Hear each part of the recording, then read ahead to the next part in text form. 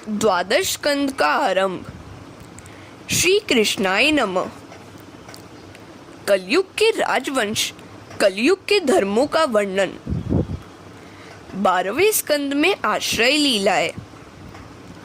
भागवत का प्रतिपाद्य तत्व आश्रय ही है।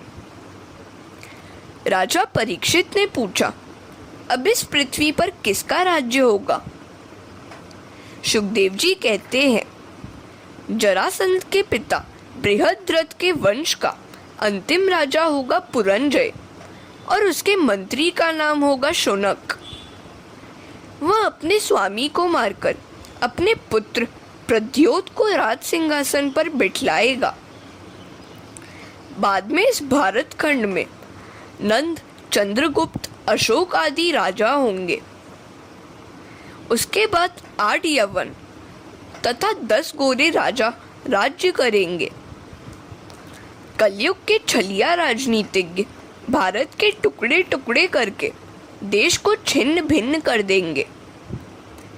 कलयुग के दुष्ट शासक गायों की हत्या करेंगे, प्रजा का धन हड़प कर स्वयं वैभव विलास में लीन रहेंगे।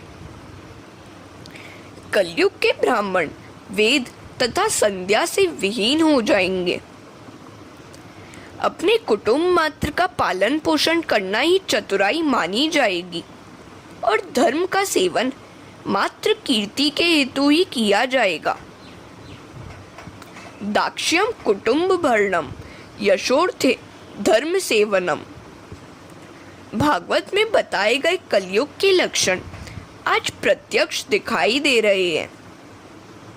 हे राजन, कलयुग के अंत में धर्म की रक्षा के हेतु भगवान कल की अवतार धारण करेंगे। पृथ्वी पर आज तक न जाने कितने सम्राट आए और चले भी गए। कलयुग के पुरुष नारी के अधीन रहेंगे। स्त्रैणा कलौ नरा। मनुष्य को चाहिए कि अपनी स्वार्थ सिद्धि के लिए किसी का द्रोह न करे। हरे कृष्णा। कलयुग के दोषों से बचने का उपाय नाम संकीर्तन। इस कंद में कलयुग के लक्षण, दोष तथा उनसे बचने के उपाय बताए गए हैं। सबसे श्रेष्ठ उपाय है भगवान के नाम का संकीर्तन। कलयुग के कई दोष होने पर भी एक लाभ है। कलयुग में जहां भी कृष्ण कीर्तन होगा उसके घर कली कभी नहीं जाएगा। कली से बचने का एकमात्र उपाय है कृष्ण कीर्तन। सुखदेव जी कहते हैं, हे राजन, कलयुग के अपलक्षण अनेक हैं, किंतु श्री कृष्ण का कीर्तन करने से सभी दोषों से, पापों से छूटकर प्रभु को पाया जा सकता है। कलेर दोष निधे राजन नस्ति ह्यको महान गुण कीर्तनादेव कृष्णस्य मुक्त संग परम व्रजेत। और कृते यद ध्यायतो विष्णु त्रेतायाम यजतो मखे द्वापरे परिचर्यायाम कलो तद हरि कीर्तनात्। सतयुग में विष्णु के ध्यान से, त्रेता युग में यज्ञों से, द्वापर में विधि पूर्वक विष्णु पूजा से जो फल मिलता था, वही फल कलयुग में भगवान के नाम कीर्तन से मिलता है। मृत्यु के समय परमेश्वर का ध्यान करने से वे जीव को अपने स्वरूप में समाहित कर देते हैं। हे राजन, तुम आसन्न मृत्यु हो, अतः अपने हृदय में भगवान केशव की स्थापना करो, वे तुम्हें परम गति देंगे। हे राजन, जन्म, जरा और मृत्यु शरीर के धर्म है, आत्मा के नहीं। आत्मा तो अजर और अमर है। सो मैं मर जाऊंगा, ऐसी पशु बुद्धि का त्याग करो। घट फूट जाने पर उसमें समाया हुआ आकाश महाकाश से मिल जाता है। इसी प्रकार देहोत्सर्ग होने पर जीव ब्रह्ममय हो जाता है। राजन, आज तक्षक तुम्हें डसेगा। वह तेरे शरीर को मार सकेगा, आत्मा को नहीं। तुम्हारी आत्मा तो परमात्मा से जा मिलेगी। तुम शरीर से भिन्न हो, आत्मा परमात्मा का अंश है। अहम ब्रह्म परम धाम, ब्रह्माहम परमम पदम। राजन, मैं ही परमात्मा रूप ब्रह्म हूँ और परमप्रद रूप ब्रह्म भी मैं ही हूँ। ऐसा सोचकर अपनी आत्मा को ब्रह्म से जोड़ लो। तक्षक रूपी काल भी श्री कृष्ण का ही अंश है। शरीर नाशवान है, लेकिन आत्मा तो अमर है। जब तक मैं यहाँ हूँ, तक्षक नहीं आ पाएगा। सो यदि कुछ और सुनने की इच्छा हो तो जरूर बताओ। हरे कृष्णा। श्रीमद् भागवत के श्रवण के 5 फल। परीक्षित द्वारा सुखदेव जी की पूजा एवं परीक्षित की परम गति। राजा परीक्षित कहते हैं, महाराज, आपने मुझे व्यापक ब्रह्म के दर्शन कराए हैं, सो मैं निर्भय हो गया हूँ। श्रीमद् भागवत श्रवण के 5 फल हैं। निर्भयता, निसंदेहता, हृदय में प्रभु का साक्षात प्रवेश, सभी में भगवत दर्शन एवं परम प्रेम। गुरु जी, मैंने 5 फल प्राप्त कर लिए हैं। प्रभु, भागवत का प्रथम स्कंद सुनकर परमात्मा के दक्षिण चरण के, द्वितीय स्कंद सुनने से वाम चरण के, तीसरे और चौथे स्कंदों को सुनकर दोनों हस्त कमल के, पंचम और छठे स्कंद को सुनकर दोनों जंघा के, 7वें स्कंद के श्रवण से कटी भाग के, अष्टम और नवम स्कंद सुनकर प्रभु के विशाल वक्षस्थल के दर्शन हुए। दशम स्कंद के श्रवण से प्रभु के मुखारविंद और नयनों के दर्शन हुए।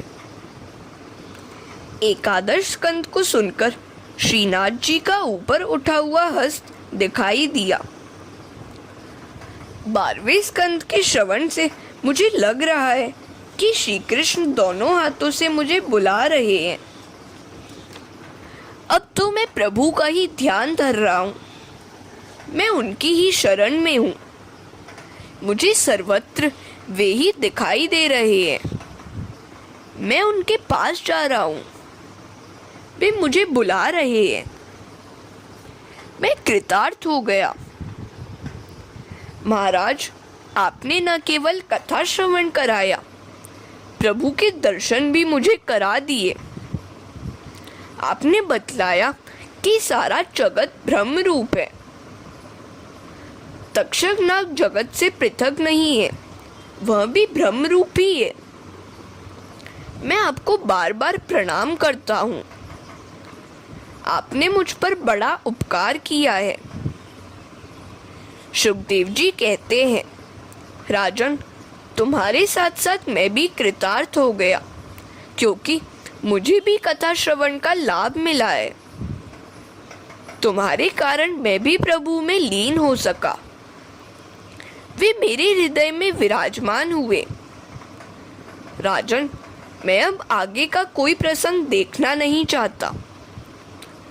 यदि कोई शंका हो तो पूछ सकते हो। ब्रह्मनिष्ठ होने के कारण मेरी दृष्टि तक्षक के विष को अमृत बना देगी। परीक्षित ने गुरुदेव को वंदन किया और कहा, अब मेरे मन में कोई शंका नहीं बची। आपकी कृपा से मैं निर्लेप और निर्भय बन गया हूँ। सुखदेव जी ने जाने की अनुमति चाही, तो राजा ने उनकी पूजा करने की इच्छा व्यक्त की। राजा ने सुखदेव जी की पूजा की तो उन्होंने राजा के मस्तक पर अपना वरद हस्त पधराया। उसी क्षण राजा को परमात्मा के दर्शन हुए। जीव और ब्रह्म एक हो गए। सत्र में भाग ले रहे सभी महर्षियों को परम आश्चर्य हुआ। व्यास जी सोचते हैं, मैंने अपने पुत्र को भागवत का अभ्यास कराया, किंतु जो तत्व सुखदेव जी जान सके वह तो मैं भी नहीं जान पाया। व्यास जी ने सुखदेव जी को प्रणाम किया। गुरु सुखदेव जी अंतर्ध्यान हो गए। राजा परीक्षित के शरीर में से एक ज्योति प्रकट हुई और महाज्योति के साथ मिल गई। तक्षक ने आकर राजा को दंश किया, किंतु वे तो कब के भगवान के धाम में सिधार चुके थे। परीक्षित की भांति काल के आगमन के पूर्व ही परम धाम में जाने वाले को धन्य है। सूत जी कहते हैं, परीक्षित का मोक्ष मैंने स्वयं देखा था। इस प्रकार सभी पापों की नाश करता और इंद्रियों के नियंता भगवान श्रीहरि का भागवत में वर्णन है। कथा सुनकर जीवन में उतारोगे तो कथा श्रवण सार्थक होगा। सत्कर्म का कोई अंत नहीं होता। जीवन के अंत तक सत्कर्म करते रहो।